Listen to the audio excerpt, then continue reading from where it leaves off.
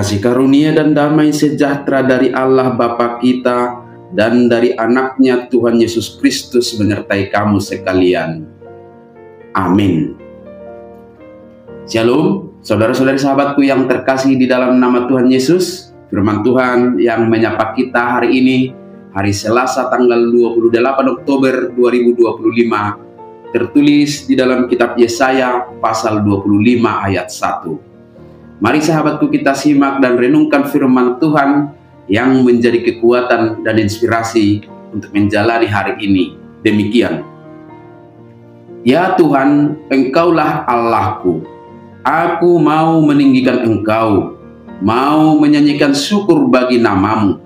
Sebab dengan kesetiaan yang teguh, Engkau telah melaksanakan rancangan-Mu yang ajaib, yang telah ada sejak dahulu.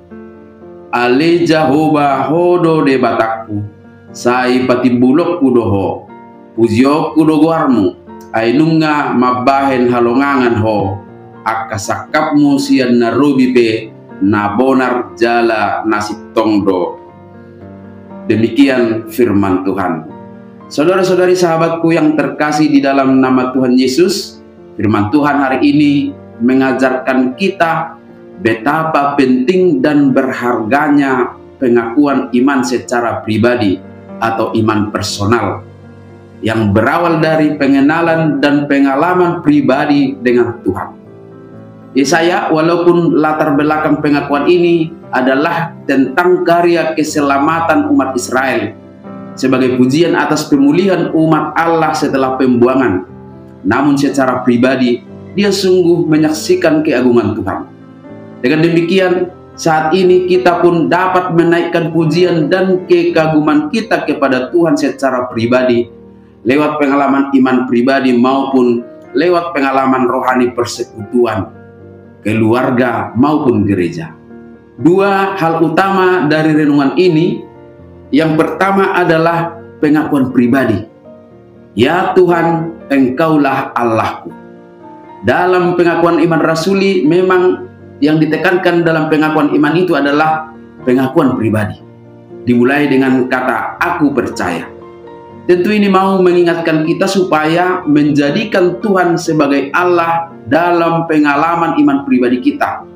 Bukan iman warisan dari orang tua, bukan Tuhannya gereja secara komunal atau Tuhan sejarah, tetapi sungguh-sungguh Tuhan dalam iman pengalaman pribadi. Menyatakan Tuhan sebagai milik pribadi dalam iman itu berarti kita mempercayakan seluruh hidup kita, masa depan, dan bahkan kekhawatiran kita hanya kepadanya. Sehingga pengakuan ini adalah dasar dari pujian dan penyembahan yang murni dan sejati. Yang kedua, kita boleh mengaku dan memuji Tuhan oleh karena kesetiaan dan keajaiban hidup yang sudah diperbuatnya bagi kita. Yesaya memberikan dua alasan kuat mengapa ia akan memuji dan memuliakan nama Tuhan, yaitu keajaibannya. Yesaya berkata, sebab Engkau telah melakukan keajaiban-keajaiban. Sejak penciptaan hingga karya keselamatan, hidup kita dipenuhi dengan campur tangan ilahi. Tuhan melakukan hal-hal luar biasa yang melampaui kemampuan manusia, walaupun kita kurang peka melihatnya. Namun kita harus akui bahwa keajaibannya itulah yang memelihara hidup kita. Alasan kedua untuk memuliakannya adalah karena Allah itu setia dan benar. Rancangan-rancangan-Mu telah terlaksana dengan setia, benar sejak dahulu. Keduanya menerjemahkan karakter Tuhan Allah. Rencananya baik di masa Israel pada masa lalu maupun janji-janjinya untuk kita saat ini selalu terlaksana dengan kesetiaan dan kebenaran. Apapun yang Tuhan katakan itu pasti terjadi. Dengan keyakinan ini kita dapat bersyukur dan berseru seperti Yesaya dengan berkata, ya Tuhan, Engkaulah Allahku, aku mau meninggikan Engkau, mau menyanyikan syukur bagi nama-Mu. Amin. Selamat beraktivitas, Tuhan memberkati.